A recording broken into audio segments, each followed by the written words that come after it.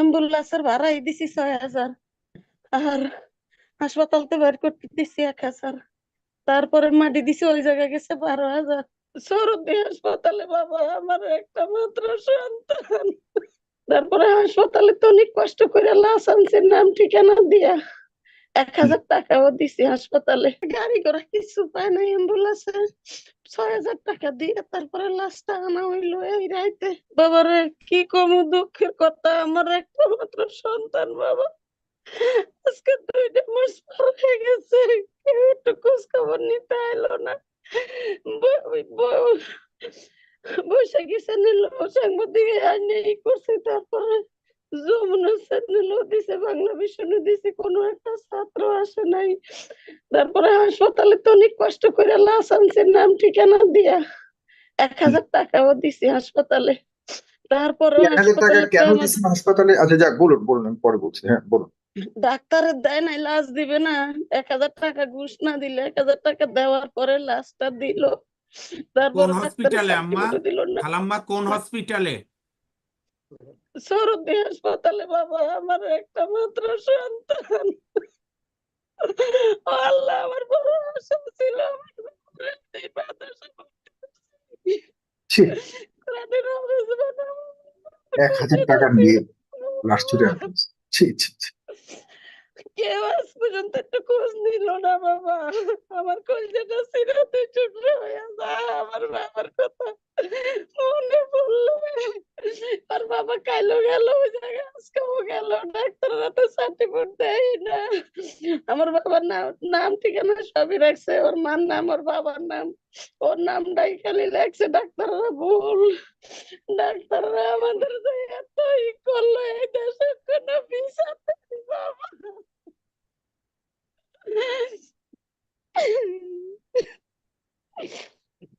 আমি আপনাদের কাছে এই বিচারটা চাই, আপনারা আমার এই বিচারটা একটু নিচে বিচার করেন বাবা। আপনাকে তো বাবা সন্তান সবাই আছে সবাই, আমার এই দুনিয়াতে তো কেউ রইল না, আমার বাবা দুনিয়াতে চলে গেছে আমার নিঃসন্তান দিয়ে।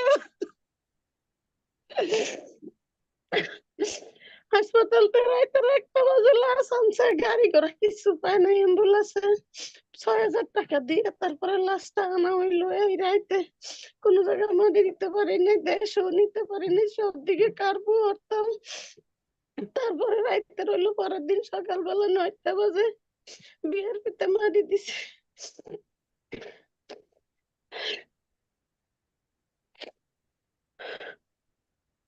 মানে আমার সরকারি বাবা হসপিটাল থেকে লাশ আনতে 1,000 টাকা, আর ময়নাতদন্তের পর লাশ নিতে তার 6,000 টাকা খরচ হয়েছে।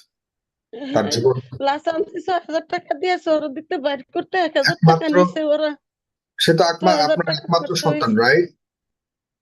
হ্যাঁ, অ্যাম্বুলেন্সের ভাড়াই দিছি 6,000, আর হাসপাতালতে বের করতে দিছি 1,000, তারপরে মাটি দিছি ওই জায়গায় গেছে 12,000। বাবা আমি অনেক গরিব মানুষের বাসা বাড়ি কাম করে এ পর্যন্ত আমার বাবা পালছি। বাবা আমার দুনিয়াতে কেউ নাই, এই হুজুরে আমার বাবারে পড়াইছে, আমার এ পর্যন্ত কেউ একটু খোঁজ খবর নিতে আইলো না। এলাকার চেয়ারম্যান মেম্বার কি, কমিশনের লোক জানি কি, কোন ছাত্র কি, কেউ আসে নাই বাবা। আমি বড় অসহায়, একটা সন্তান নিয়ে আমি বাঁচতে চাইলাম, আল্লাহ আমাকে বাঁচতে দিল না। দেশে নিতাম, দেশে নিতে পারলাম না, কাকুর জন্য অ্যাম্বুলেন্স যাইতেছে না, অ্যাম্বুলেন্স যাবে না, 30,000 টাকা ছাড় দেশে যাইতে, তারপরে আগুন দিয়ে পুড়ে মুড়ে দিব মানুষ, এই জন্য দেশে নিতে পারি নাই। পরে ঢাকায় বাসান থেকে বিয়ের পিঠে মাটি দিছে। ও আল্লাহ তুমি মাটি রহম দিত করো আল্লাহ। খালাম্মা 12,000 টাকা লাগলো? মাটি দিতে মানে 12,000 টাকা লাগছে বাবা, ওখানে সরকারি জায়গা তো, ওখানে সবকিছু না দিলে তোর মাটি দিতে দিবে না, এখন কি করবো, ছেলে তো মাটি দিতে হইব।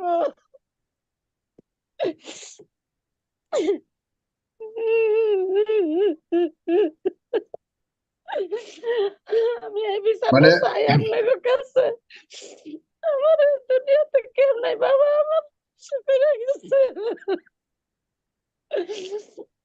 কত জায়গায় কত কাগজপত্র দিছি বাবা, কেউ আসেও নাই, কেউ আমাদের খোঁজ খবরও নেয় নাই, আমাদের কেউ দেখতেও আসে নাই, সান্ত্বনা দেওয়ার মতো এলাকা কেউ নাই বাবা।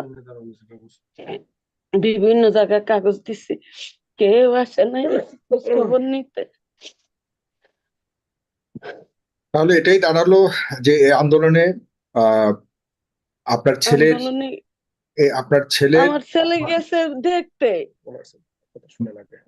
হ্যাঁ বলেন। আপনার ছেলের মাথার পাশ দিয়ে গুলি ঢুকে একদম পুরোপুরি পেটে দিয়ে বের হয়েছে, তার জীবন গেছে। সেই লাশ আপনার আনতে চিকিৎসকের কাছ থেকে আপনার ঘুষ দিতে হয়েছে, এরপর 1,000 দেখা যাচ্ছে টাকা। কবর দিতে ঘুষ দিতে হয়েছে, এরপর এই স্বাধীন দেশে আপনার ছেলেকে ময়নাতদন্ত শেষে ঘুষ দিতে হয়েছে। আপনার ছেলেকে হারিয়েছেন, সেই ছেলের লাশ দাফন করতে টোটাল খরচ হয়েছে আপনার প্রায় 15 থেকে 16,000 টাকা। জি এই জবাব কি দেবে আমি জানি না, এই জবাবের আমাদের অতিথিরা, আমি আসছি আপনাদের জবাবে। জি আপনি আপনি ভালো থাকুন। আমি জানি না আপনাকে কি দিয়ে সান্ত্বনা দিব। আমার বাবা, আমার সারাটা দিন আমার পুতের কথা মনে পড়ে। আমার বাবা কইছিল আম্মু আমার ড্রাগন খেতে ইচ্ছা করে, আমি ড্রাগন কিনে এনে ঘরে রাখছি, ড্রাগন জায়গাত রয়েছে। আমার বাবা তো আর নাই। আমার বাবার আমি 100 কুরবানি জামা কাপড় কিনে দিছি, সন্ধ্যার সময় আমি 100 কুরবানি, সন্ধ্যার সময় আমার বাবা নাই। আল্লাহ, আমি কারে নিয়ে বাঁচবো, আমি কি করবো আমি জানি না। আল্লাহ তুমি আমাদের নিয়ে যাও আল্লাহ, আমি আর সহ্য করতে পারছি না মাহমুদ। আমার এই সর্বনাশ কারা করলো, আমি তাকে বিচার চাই বাবা, আর কিছু চাই না। আমি বিচার চাই। আমি অনেক কষ্ট করে আমার বাবার আমি এই পর্যন্ত আনছি। এই হুজুরও জানে যে আমি কাজ করে খাই বাবা। আমি অনেক কষ্ট করে তারপরে দাপন টাপন দিলাম, মিলাদ টিলাদ দিলাম, ধার কষ্ট করে কি করবো, আমি তো গরিব মানুষ।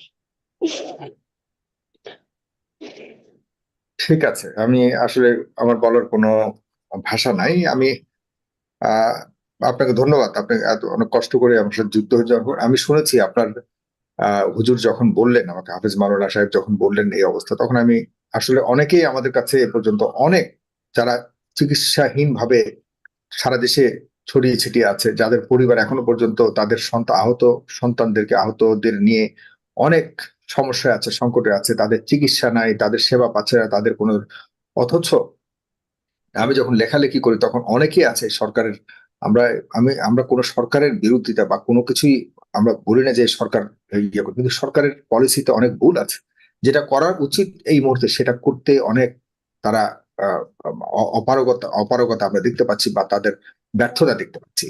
এসব নিয়ে অনেকেই হয়তো আপনারা দর্শকরা অনেকেই ইয়ে করে। সাগর ভাই জাস্ট 5 সেকেন্ড, আমি আমার এই মার কাছে জানতে চাই যে যারাই হোক আমরা যোগাযোগ করলে ছেলের হত্যার বিচারের জন্য উনি মামলা করতে ইনশাল্লাহ আমাদেরকে সহায়তা করবেন তো?